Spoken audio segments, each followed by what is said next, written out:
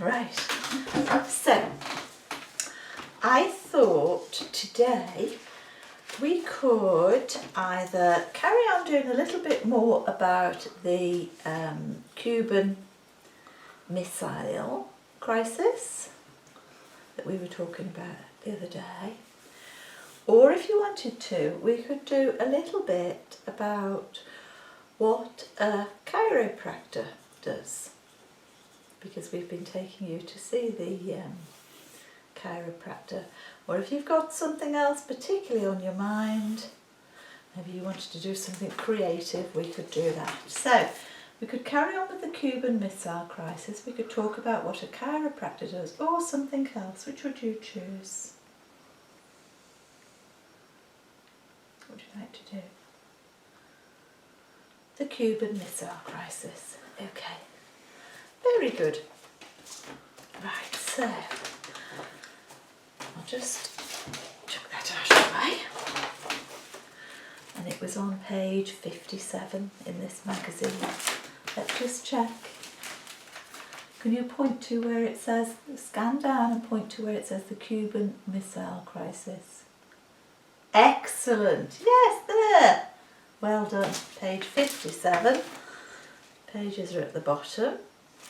It's 49, 55. There it is. Page 57. And remember, we'll just do a quick recap. We'll just read the introduction. Let's just read this bit again. If the Americans, keep your finger going, had bombed Cuba in 1962, escalation would have been almost inevitable. Right, there.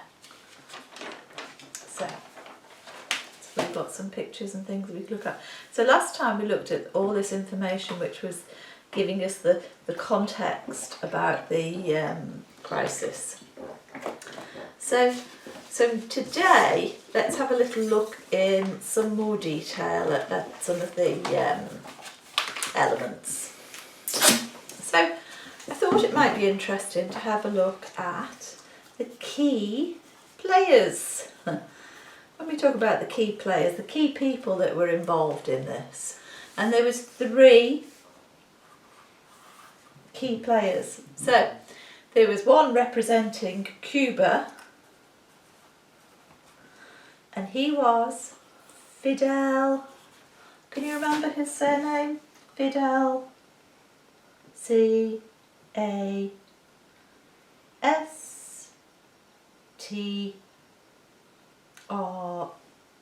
Straight to the O. Go from the R to the O again. R. Oh, and you wobbled again. Go R-O. R. That's better. Well done. Fidel Castro. And who would it be representing the United States? Who would it be representing that? Who was the president? J-O-H-N.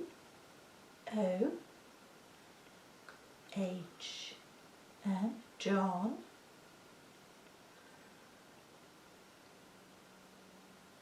John, you're right. His middle initial. His middle initial, I'll tell you, was an F. Go for the F. John F.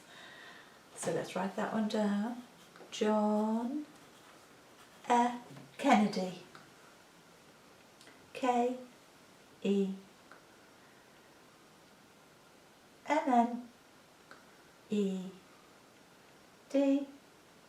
All the way to the Y.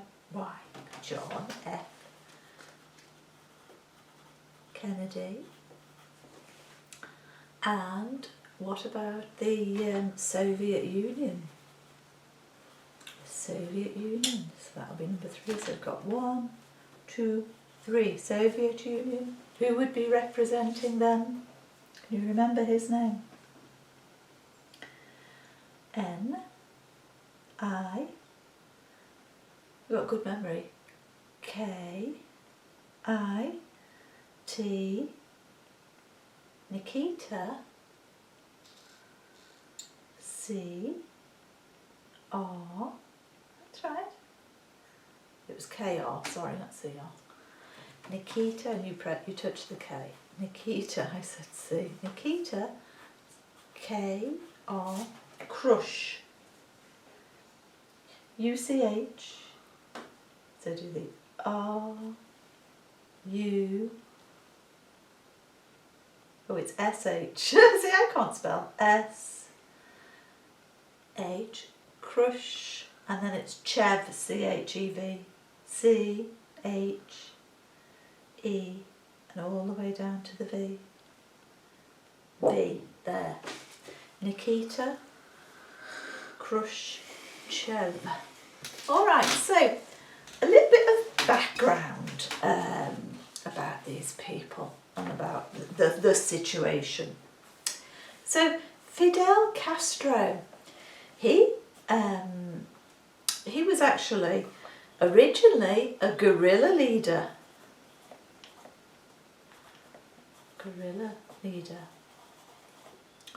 Who took over the running of Cuba from the previous president, who was a dictator. His name was Fulgencio Batista. And this all happened in 1959. So when I say that Fidel Castro was a guerrilla leader, what does that mean to you? H-E-A-R-M-E-D,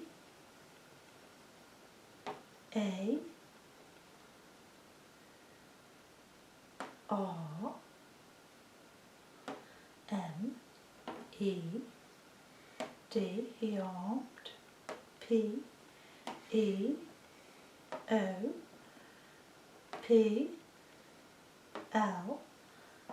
he armed people, T-O-2 O-V-E-R,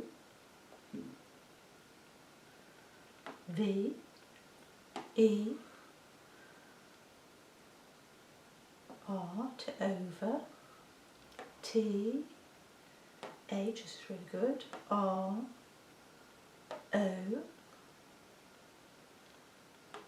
to overthrow, T, doing so well. So guerrilla leader means he armed people to overthrow. That was very good. That was 1, 2, 3, 4, 5 words all in a row. That was good. To overthrow. Go from the T. T H E V G O G O. Touch the O again. O V E R N M E N, and finish the word, always finish the word, T. He armed people to overthrow the government. That's quite a good description of guerrillas. You know, they had to operate, I suppose, you know, I say secretly, you know, but they weren't operating within the law, and they had to, you know, have a coordinated approach, really, to overthrow the existing government, which was a dictatorship. Okay, and just for practice, the name of the surname of the previous dictator of Cuba, his name was Fulgencio, and his surname was B-A-T-I-S-T-A.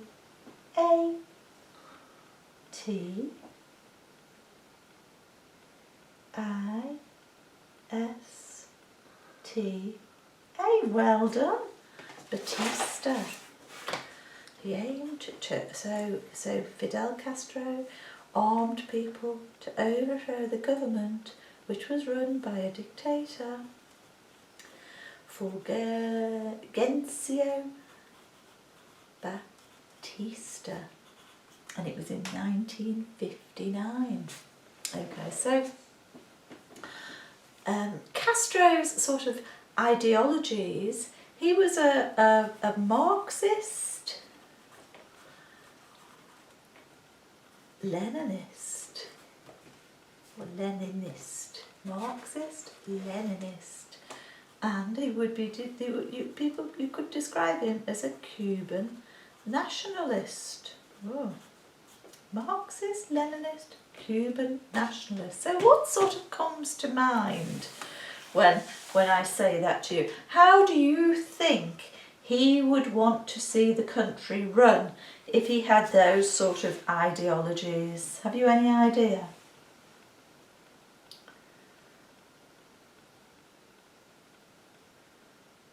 H-E-W-A-N-T-E-D.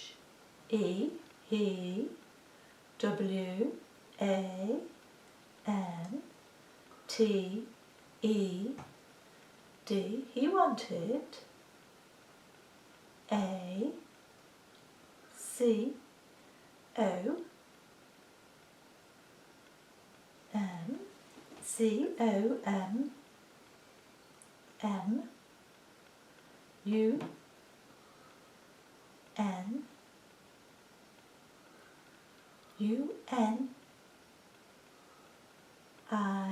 very good, S-T, he wanted a communist, S-O-C-I-E-T-Y, very good. So, he wanted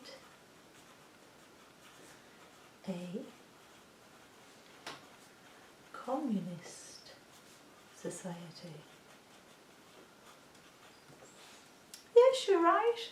So, you know, what would that look like? Well, it would look like all the industries would kind of be nationalised, so it'd all be a sort of, industries would be owned by the state. I say owned by the state, and therefore effectively owned by everyone, really. So this was very different from what had been in place before him. When they were under the dictatorship of Batista, there was a big American presence in Cuba. And this is really sort of moving on to the next sort of figure in our key players, the USA. So prior to Castro, the USA played a big role in Cuba. They owned many assets there. For example, there was oil industries, and they were owned by America. Excuse me. Excuse me. So actually Cuba was very profitable to America. Oh dear, excuse me. Mm-hmm.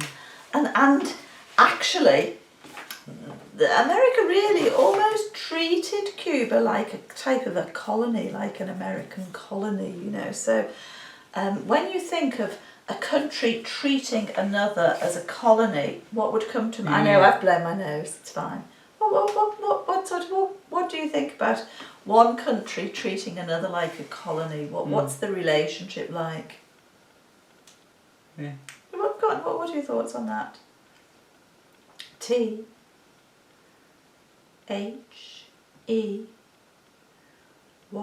they. T-A-K,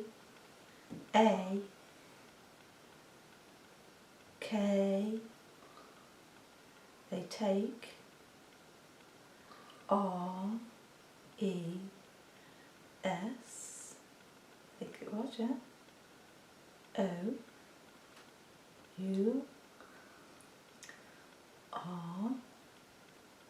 was an accidental D, I think. C, E, and do the last letter. Just touch the S. They take resources. Yeah, that's what tends to happen in these relationships, and that tended to happen with America and Cuba. They take resources. So, I know, I did a sneeze and I've blown my nose, I'm fine now. So, there were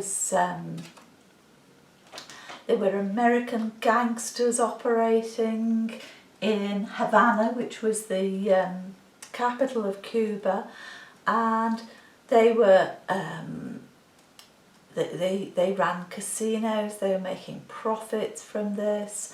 The Americans were making profits out of sugar and tobacco. So basically they were really draining a lot of the resources and the money from Cuba. So when Castro took power, how do you think the Americans felt? N-O-T, not H-A-P-P. Why? Not happy at all, because Castro immediately nationalised all of the oil industries, so they stopped getting any revenue from it. So the Americans not happy. And Castro came along. Okay, so we said there were three parties: Cuba, USA and the Soviet Union. So it was very clear to Castro that the USA would try to topple him, right? And they actually did. They tried. There was something called the Bay of Pigs invasion. And that was in 1961, where they tried to topple Castro. It was Cuban exiles who were secretly financed by America, and they sent in 1,500 of them in troops to try to topple Castro. So the invasion was called the, very quick, just for practice, B-A-Y, B-A-O-P-I-G,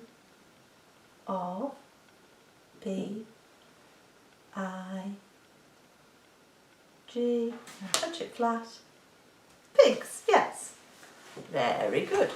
Now then, just a little impulse. Okay. What is it?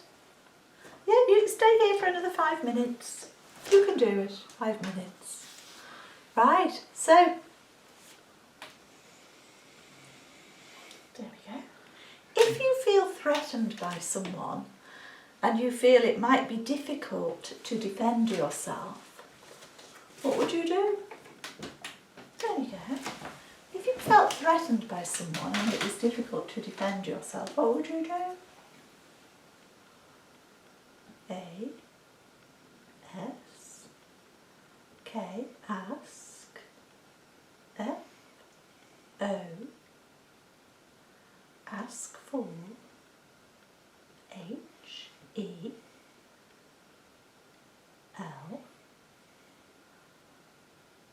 touch the L again, I think you want, ask for H-E-L, P, yes, ask for help if you feel threatened by someone and you think it might be difficult to defend yourself, you would ask for help. And that's exactly what Castro did. He turned to the Soviet Union, he turned to KRUSHCHEV, asking for help, and KRUSHCHEV supplied weapons to Cuba.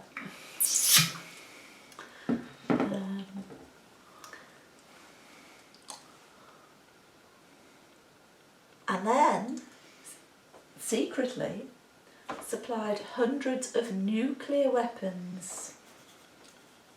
So not only did he supply ordinary weapons, he secretly supplied hundreds of nuclear weapons. Because he knew that the Soviet Union was weaker than the USA. So if we were to draw sort of a set of scales, and we'll put the Soviet Union on that side, and we'll put the USA on that side, who held the balance of power? So the scales would be tipped in favour of who? Yes, the Soviet Union, the USA. So let's just draw a line that will depict the scales. So the higher side will be there and the Soviet Union will be there. You help me to draw that line. So we go from there down to there. All the way down. There, very nice there. Yeah, and we can draw a circle round there for the weight of the Soviet Union. Draw a circle. Very good. And we'll draw a circle around the USA. Oh, and that was a line, just go for a circle. Very nice. Yeah, so the Soviet Union knew that the USA sort of really was in control. And Khrushchev wanted to even things out. So that's why he secretly put what type of weapons in Cuba? NUCLEA, nuclear weapons, yes. So, he was also aware, listen to this, that in Turkey, which was only 200 miles away from where he was, there were also nuclear weapons, nuclear warheads, which were owned by the USA. Let's just have a little look here. This map.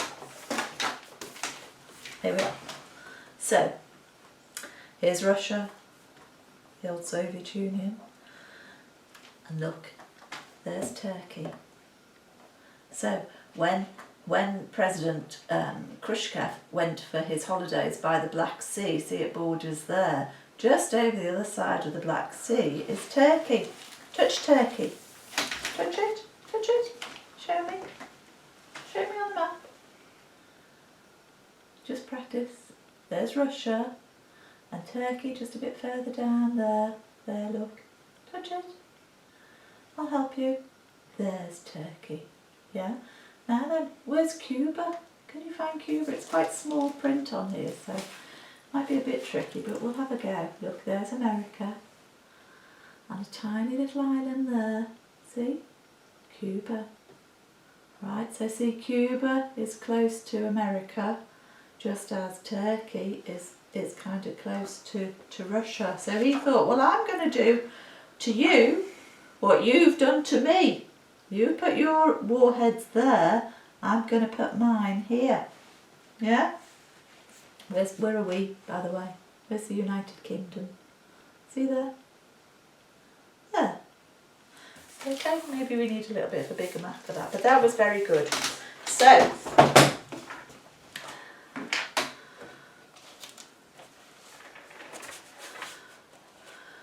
the US's reaction when they found out that these secret nuclear missiles had been put in Cuba. Well, the army generals, their reaction was, we've got to bomb them. We've got to bomb them. So they were all ready to just send lots of bombs over to Cuba. Do you think that was a good idea? Would that be a good idea? No. Why?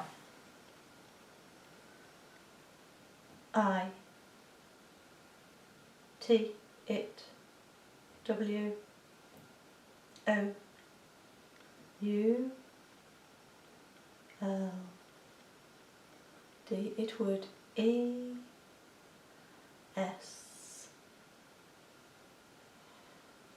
Try with the pencil, it might just make you a bit quicker. So you're doing it with your right hand. Okay, E, S, just a bit more. There.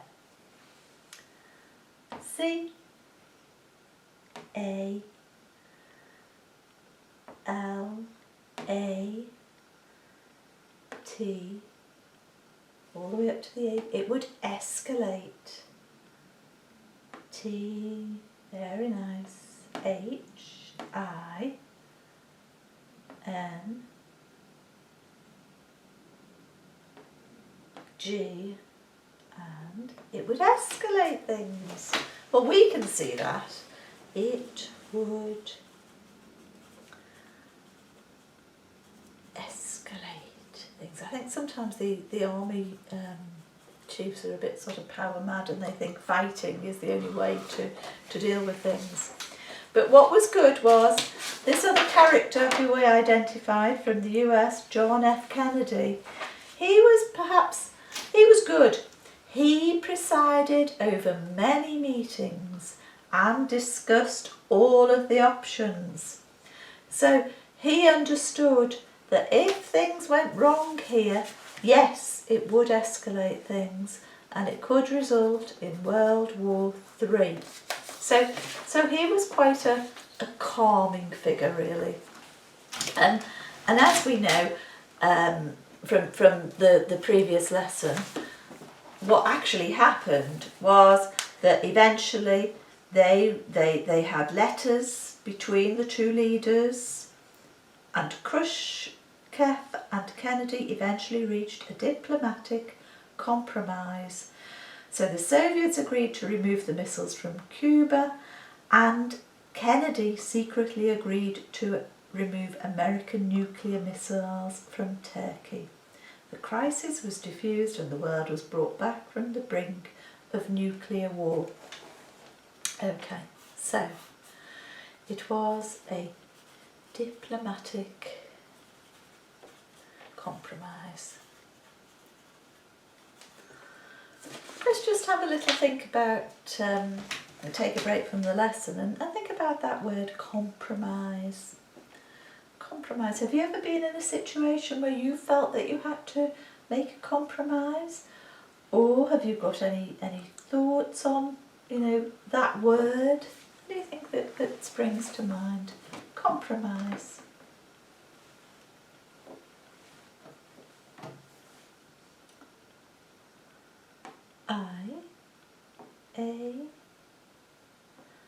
I am T A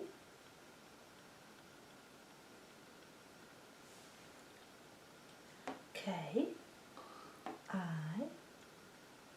N G. I am taking. I stay am taking. No, tell yourself I don't need to do that. There, I am taking. Where? T H E V M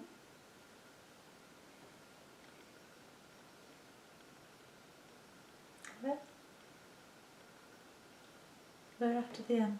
Touch the M again, but just let me put that pencil a bit longer. M. I D D L E. I am taking the middle. G R O U N D. I'm taking the middle ground. A L O T. A lot. That was an impulse. That was an impulse.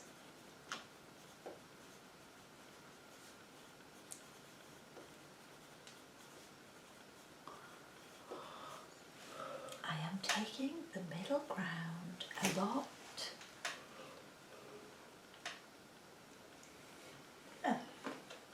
A lot.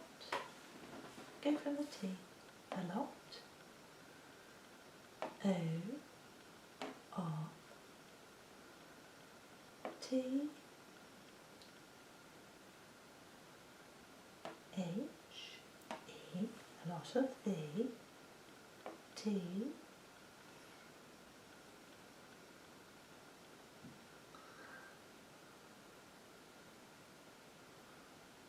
I. M. E. A. S. I. C. A. N. What? N. O. Go on. That's really good. A lot of the time, as I C A N N O. There we are. Doing so well. Go from the O. O. T as I cannot. A. L. W.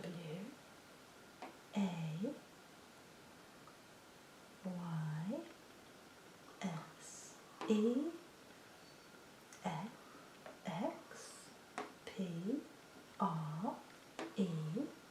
S. S. M. Y. V. I. As I cannot always express my, and you did V, I know that you dropped off in the middle of a word. It's better if you try and finish the word. Go from the I, V, I, E, W, S, A, T, T, T, H, E, T, I, M, E. Okay, as I cannot express my views at the. That makes sense. Let me just read it. I am taking the middle ground a lot of the time, as I cannot always express my views at the time.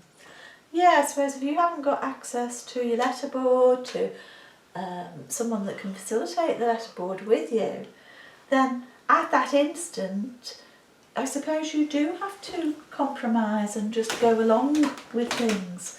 But I suppose it is important for you to know, Chris, that if you've thought about something afterwards and you did feel, oh, do you know what, I thought that was too much of a compromise, you know, that you can always talk to us about it and tell us, you know, later of any situations that have arisen where you felt maybe you've been treated unfairly, or that you know would have liked to have been able to express yourself. How does that sound?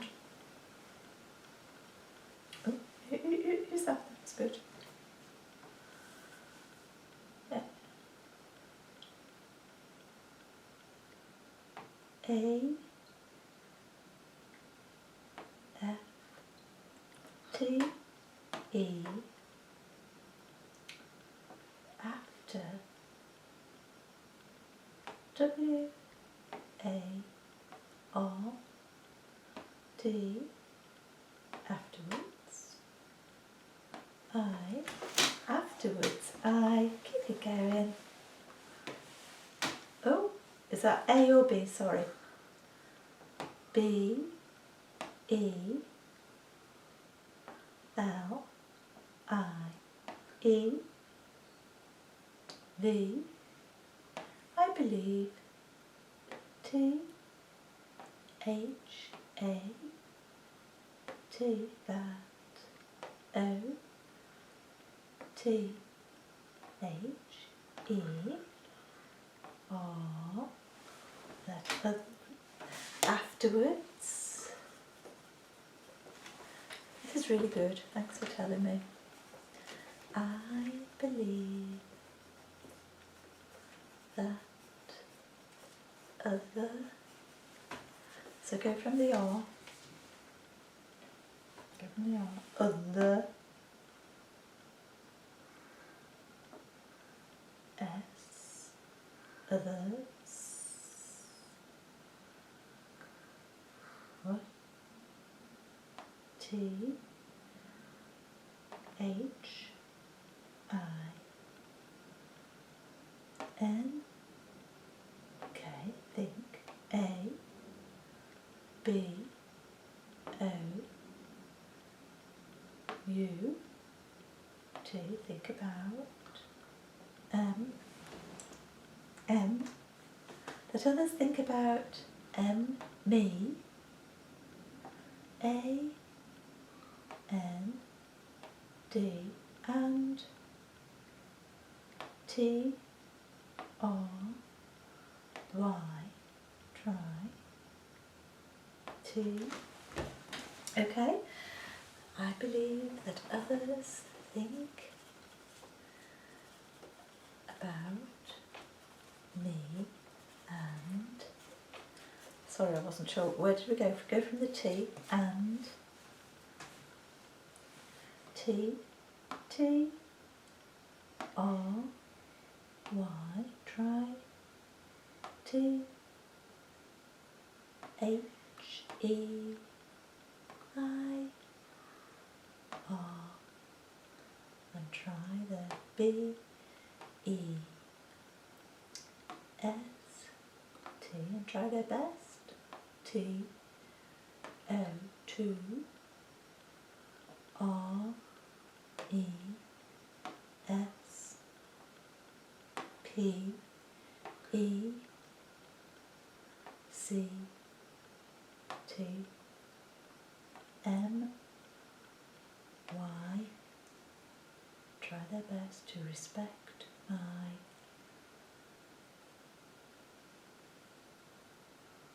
what are you thinking? O, P, I, N, I, O. After finish it? Opinion, okay. Others think about me and try. That's a good way of thinking about it. Best to respect my opinion. Let me just read that through.